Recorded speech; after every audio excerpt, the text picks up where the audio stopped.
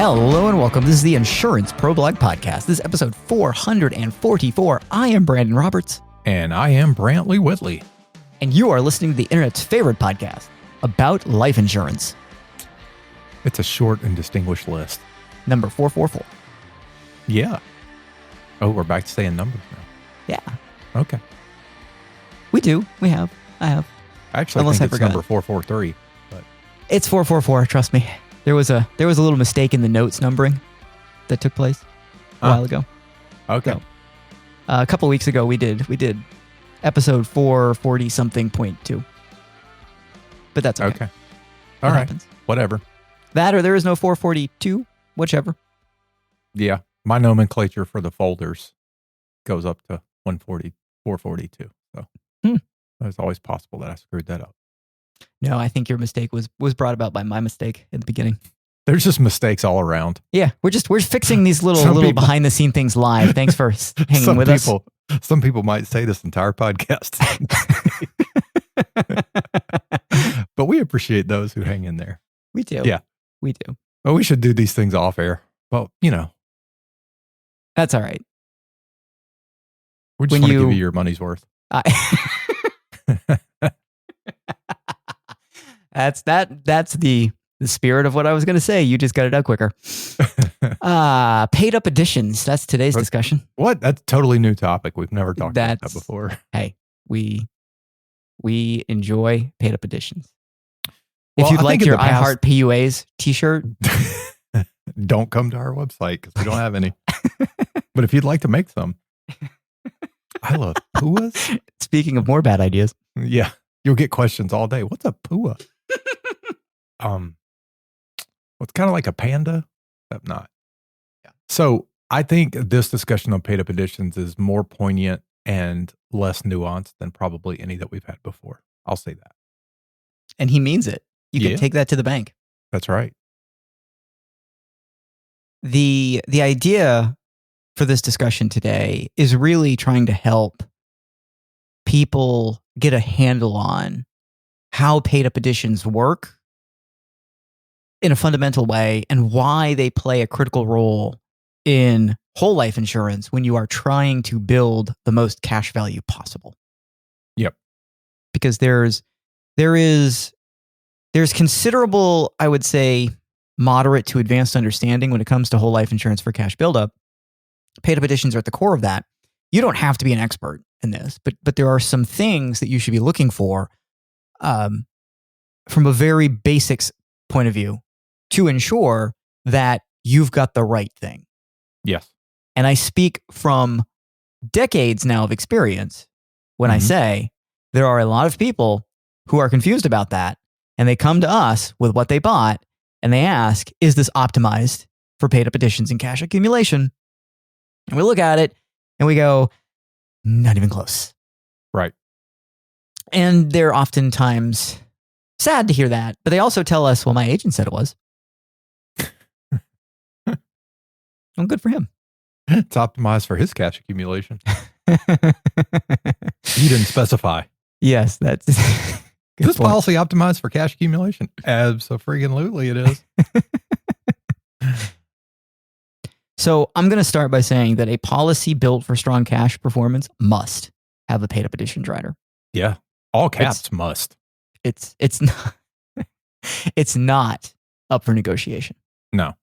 But- If you have a whole life policy without a paid up additions rider and you think you're maximizing cash accumulation, you're not.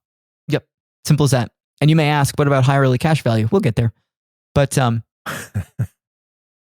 going to kick it's- that one later. Yeah, we'll talk about it, but not right now. So it is a necessity Mhm. for cash accumulation. And quite frankly, when it comes to wading through the wonders of life, a paid up additions rider is not only good for cash accumulation, it's good for a lot of different things that are associated with life happening. That's true. I do want to draw a very distinct understanding, though, right here, right now. Having a paid up additions rider on your whole life policy is not the same as having the dividend option to purchase paid up additions. Right. They are And not the that's- same thing. That's what we observed a lot with people who have bought a policy and they come to us and they're like, "Hey, will you look at this? Tell me what you think of it." Mhm. And when you ask them if they have paid up additions rider, they'll say yes. And what they have is they're using the dividend option to purchase paid up addition, but they do not have a PUA rider. Or Right. or even worse, they have a PUA rider, but it's being funded with a very minimal Yeah, they're amount not of. actually using it. This could be like they're paying $25,000 in total premium, and there's $300 Mhm. of that going to the paid up additions rider. Mhm. So, yeah, that is a big confusion with people, but they're not the same thing. And the PUA rider, at least in most cases, you correct me if you know for a fact that I'm wrong. The PUA rider must be added when you buy the policy. It depends. Yeah. See what I did there? Yeah. Some companies, yes. Others will allow you to add it. With additional underwriting. Yes, you've got to go through the process of showing them that you're healthy enough to add the rider, which sounds weird to the lay people. We'll explain why that is in a little bit. Yeah. So I want to explore a little further the statement that you made about the rider and then people having it but not using it. So let's start by pointing out that paid up additions, the rider is an elective addition to your whole life policy, your whole life contract. Yep. So what you're doing is you are telling the insurance company that you want to have the option to effectively give them more money. Yes. Which technically in their eyes also means buy more insurance because paid up additions do have a death benefit. Mm-hmm. But you are adding to your whole life policy the discretionary option to give the insurance company additional money beyond the premium they're going to tell you you must pay in order to have the death benefit that is associated with your whole life policy. Right. So if you're trying to figure out if you have a paid up additions rider, a couple different ways you could do this. One, you could look at the document that was supposed to have been given to you either before you decided to apply for insurance or at the very least when you finally took delivery of the policy, which we oftentimes in the industry call an illustration. It's a voluminous document, which usually runs somewhere in the 20-some page range. But early on in that document, there will be, in most cases, a breakdown of the premium that you're paying. Mm-hmm. And it will tell you what each component of the premium is. And somewhere in that section, you will see mention of riders, and you will see a paid up additions rider. The complicated thing is that not every life insurance company calls it paid up additions.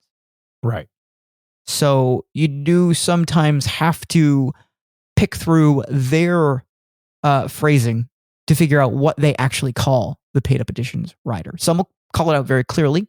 Others will have some sort of reference to it being an excess insurance rider, an added insurance rider. There's kind of terminology that tends to have something to do with add, supplemental, additional, extra, that kind of stuff. Excess is another word they sometimes use. That's more of a universal life term, but it does show up with some whole life policies. So that would generally be indicative of a paid up additions rider. Yep. The other thing that you could do is you could go to the actual policy itself. And generally in the back of the policy, there will be riders listed. Mm-hmm. And somewhere in that listing of pages, you should see something that descriptively tells you paid up additions. Of course, the easiest way to do this is to just ask the agent, do I have a paid up additions rider? And provided they're being honest, they'll tell you. Right. If you don't trust their answer, you can always call the insurance company because they will be. Yeah. Now, I want to speak to this using it or not using it element that you brought up. So I mentioned it's an elective feature, which means you can have it on your policy and you can choose how much money actually goes into it every year. Mm-hmm. The ease with which you can do that does vary sometimes from company to company, but you can adjust the amount. So what happens sometimes is agents will sell policies, especially from companies that have very, very generously flexible paid up additions riders. They'll add it to the policy and they'll add it in a way that you're paying the minimum requirement, which is very little, maybe $100. And so they'll sell you a whole life policy. They'll add the rider and basically assume themselves or say something to you about the fact that, well, we're giving you the ability to put more money in there at some point if you want to, which sounds cool. But I'm going to tell you now, if your objective from day one is to build as much cash value as possible, that's not a good way to go about things. Right. What you ideally want to see with the paid up additions rider is a large percentage of your premium going towards that rider versus a large percentage of your premium going towards just the regular whole life premium. Yeah.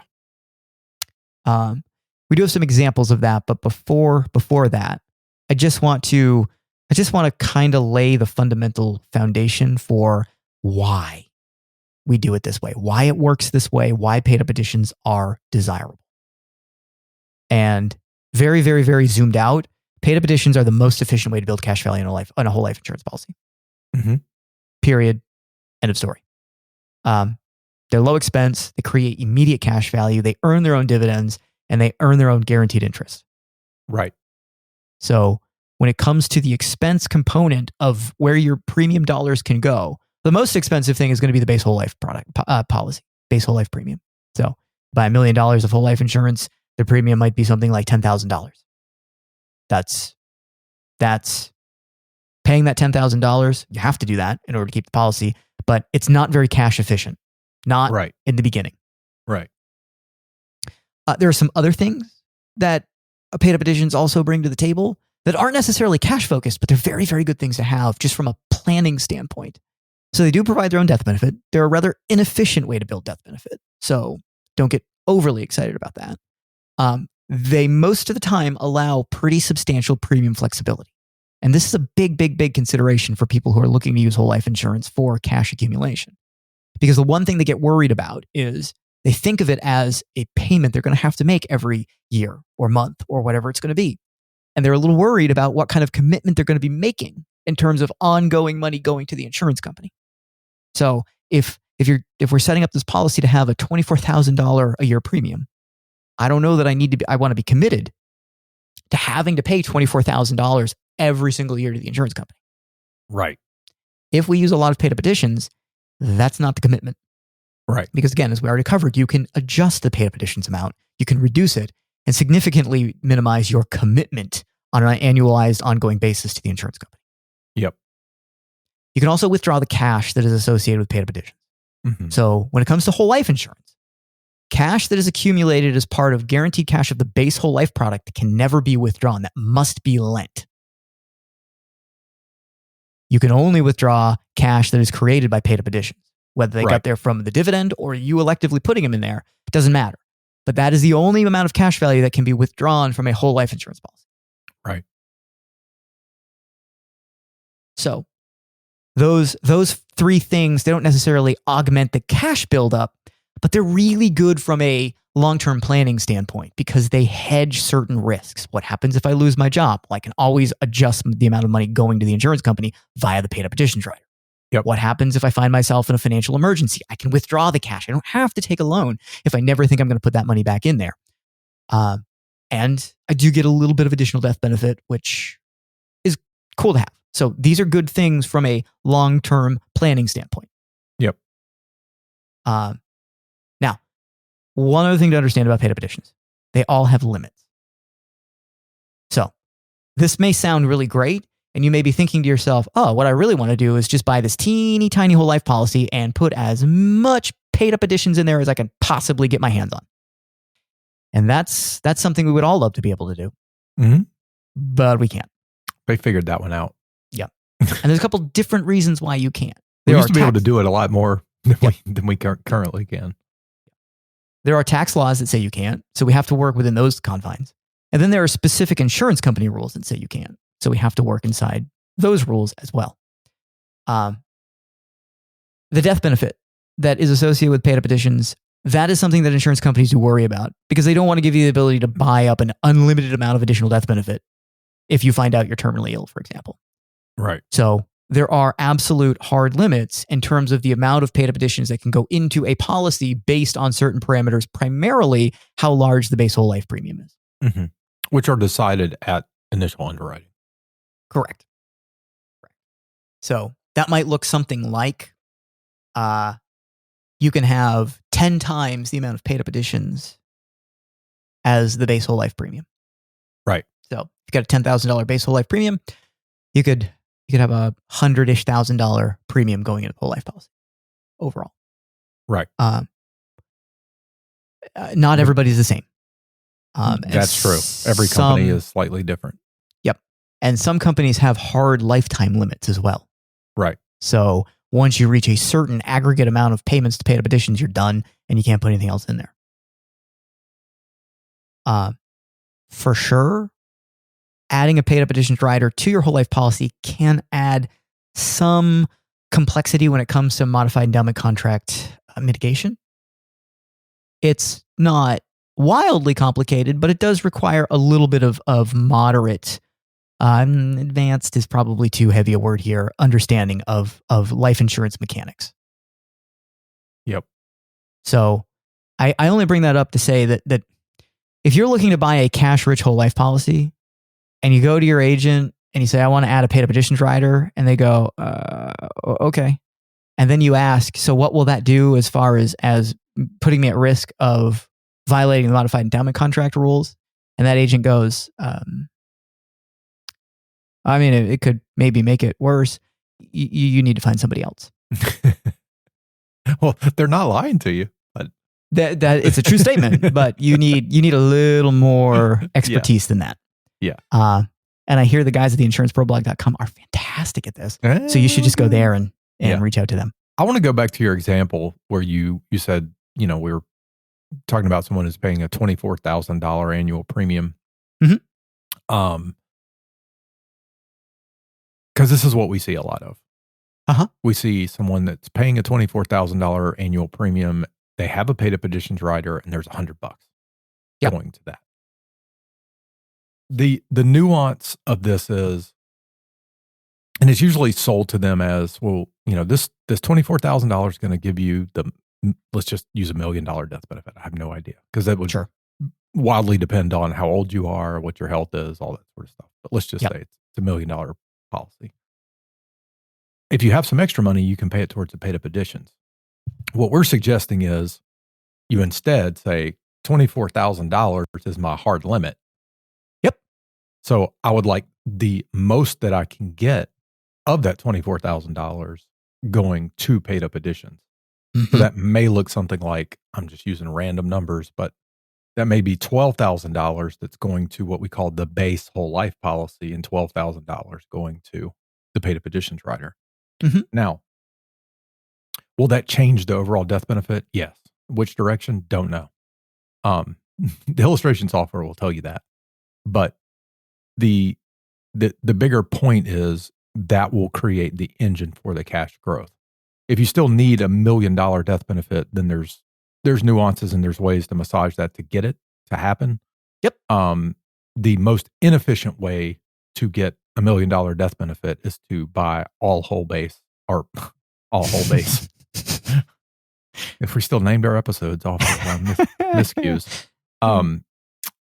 If your entire $24,000 is going just to base whole life premium, your cash value growth is going to be slow.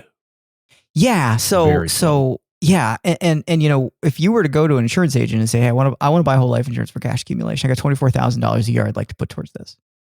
One of the options that an agent could use, and far less experienced ones will typically do this, they'll pull up their software that lets them generate reports and start to put together whole life insurance designs.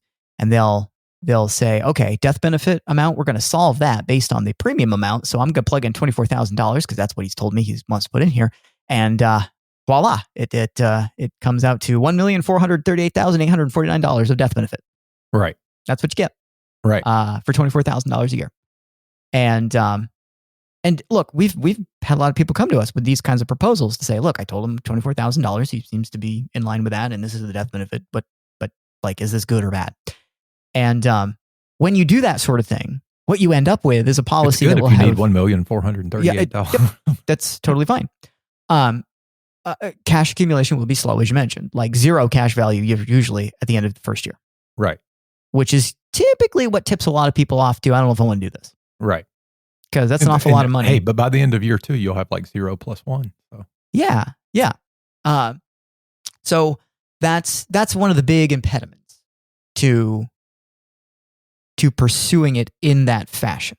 right. And you go out like 5 years and you've paid $120,000 of premium at that point, Mhm. and you've got like $67,000 of cash value. You're being really nice. And you're looking at really, really generous. and you're looking at it going, well, I've got half the cash I paid in premium, Right. which seems like it's better than zero, but Yeah. it doesn't seem like an awful lot. Right.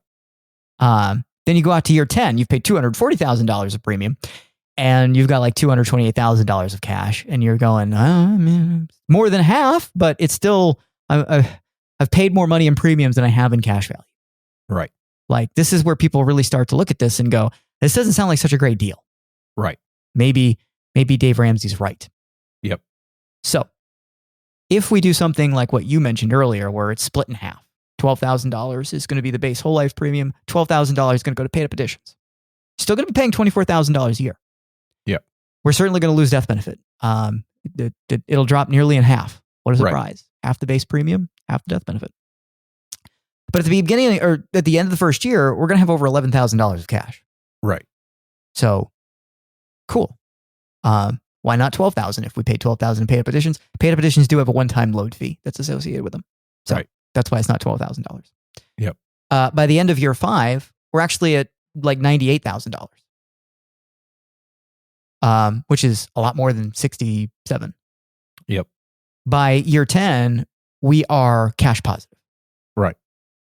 Meaning you got more cash than you've paid in premium. $262-ish thousand versus the $240. That's the difference here that we see when we add paid up additions, which sounds, okay, this is getting way, way better, right? Like that's a wildly better circumstance to be cash positive in 10 years versus still negative after 10 years. Mm-hmm. Like that seems desirable. And I can tell you that even though we didn't start out with as much death benefit, by the time we get to year 10, we're getting closer to matching death benefit because, as we already covered, paid up additions have death benefit. So death benefit grows faster over time when there's a paid up addition rider attached to the policy. But we can even go a little further in terms of the way we put these things together. And we can get even more paid up additions into the policy than just 50% of the plan premium. Mm-hmm. And I have an example of that in front of me. Taking this $24,000 example that we've been using. At the end of year 1, we have almost $20,000 of cash value. That sounds which way is better. Substantially better. Yeah. And at the end of year 5, we already have a gain in the policy. Yep. Which means by year 10, we have an even bigger gain in the policy. And we did sacrifice a little more death benefit going about it this way. But again, we do catch up as time goes on. Meaning the death benefit grows. Yes. And look, as we've said from the inception of the Insurance Pro Blog, you do not buy this style policy because you need death benefit. Right. You're doing this because you want cash. Right. The death benefit is great, but it's not going to be, it's not going to be the sole provider of death benefit for most people. Right. But the one thing it will do is provide a pretty substantial death benefit once you draw closer to end of life. Right. So, meaning life expectancy. Yeah. Yes, you're giving up some death benefit now, but in general, you'd buy some standalone term insurance to make sure you meet your death benefit needs. And that term insurance is going to go away because it's only going to last for 20 is the average level term purchase. Some people might buy 30. But after a decade or 2 or 3, term insurance typically goes away because it becomes prohibitively expensive. Right. If you have this style of whole life policy that we've just detailed as a cash accumulation play, you also get a death benefit as a backup when the term insurance is gone. Yeah, and if you look at the various scenarios that you put together, being the Whole life, 24,000 a year with all of these, but the base only model, no PUAs Mhm. versus the 50-50 premium split to PUAs and base, and then sort of max blended, which we would call like a 10-to-1 sort of ratio. If you look at death benefit, this was on a 40-year-old, by the way. So if you go out to age 65, the death benefit between the three options is basically the same. Yeah. I mean, there's a difference. The all base has more, but it has a little under $100,000 more death benefit, $2.242 million. Yeah. Versus $2.154 million. Right. Now it starts with a lot less death benefit in the blended. The optimized cash version starts with a third of the death benefit, basically. But it ends up the same. Yep. Because the death benefit grows along with the cash, as opposed to being the highest it can possibly be early on. And then even in the all base version, it grows, but it grows much more slowly. Yep, it does. It does. And all the while, the use of paid up additions afforded the opportunity to make adjustments if need be. Mm-hmm. With the no paid up additions approach, you got to pay $24,000 a year.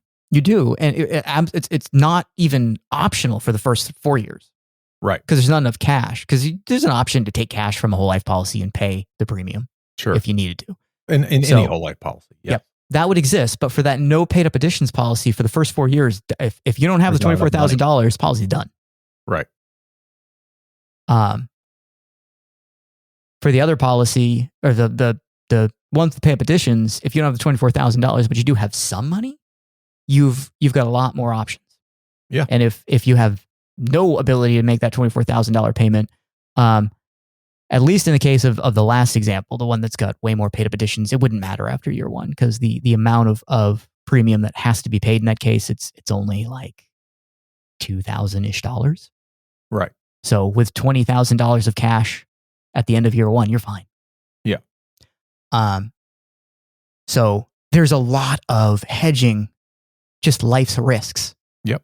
In addition to getting so much more cash. We get, and I should add, we got a lot of these whole life policies on the books. We do. And a lot of cash.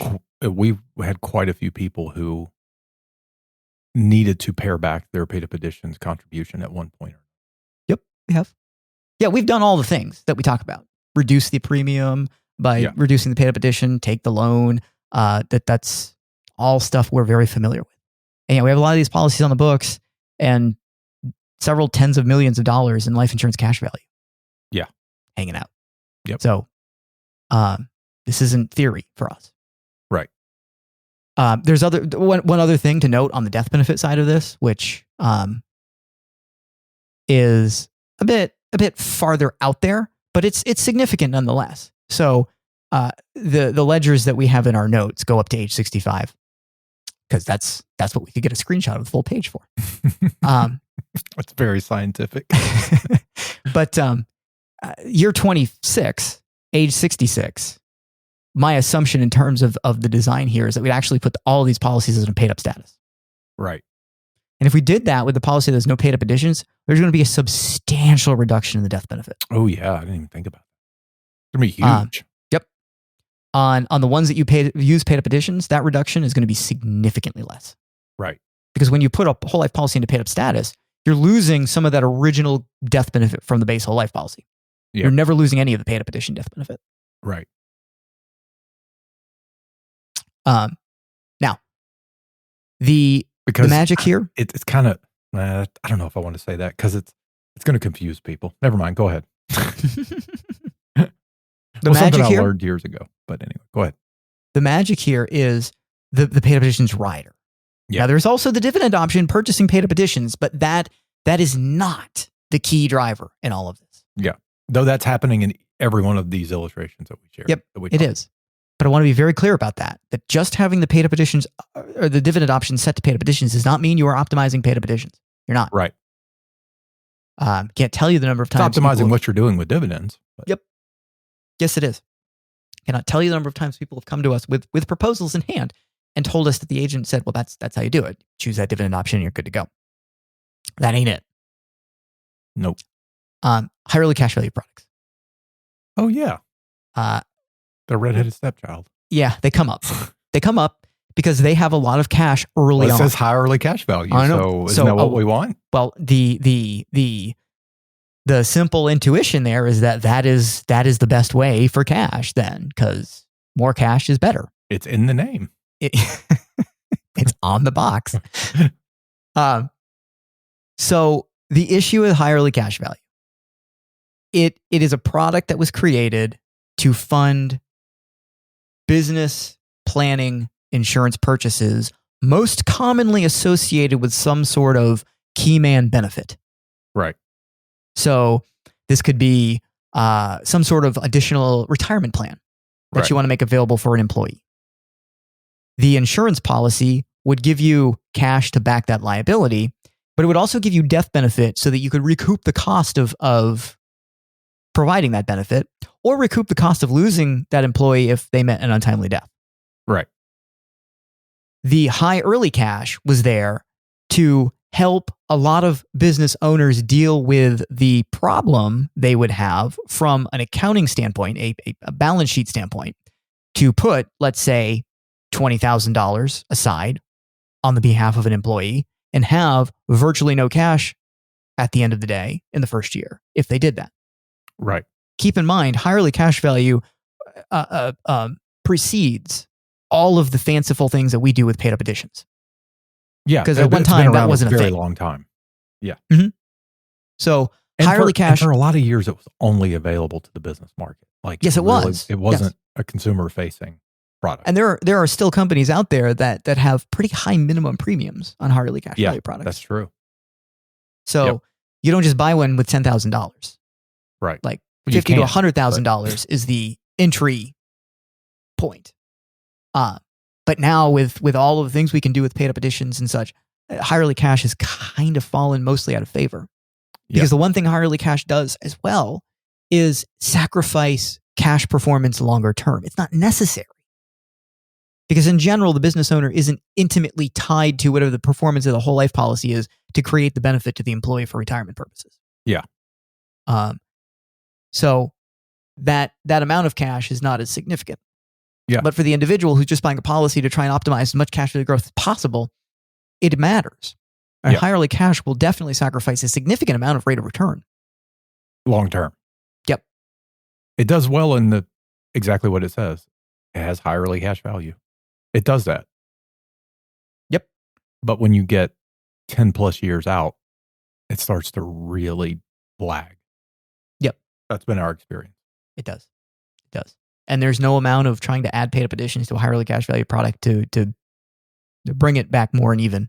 Bring it back more even. There we go. Yeah. With whole life insurance just done the way we've been outlining.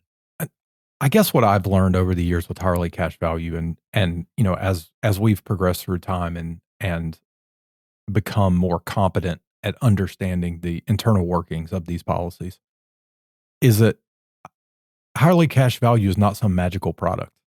It still has to exist within the bounds of what constitutes a participating whole life policy. Mm-hmm. It's just how they account for the expenses is different. Yep. And so that's why it ends up costing you in the long term, because they're not charging you as much to own it early on. Right.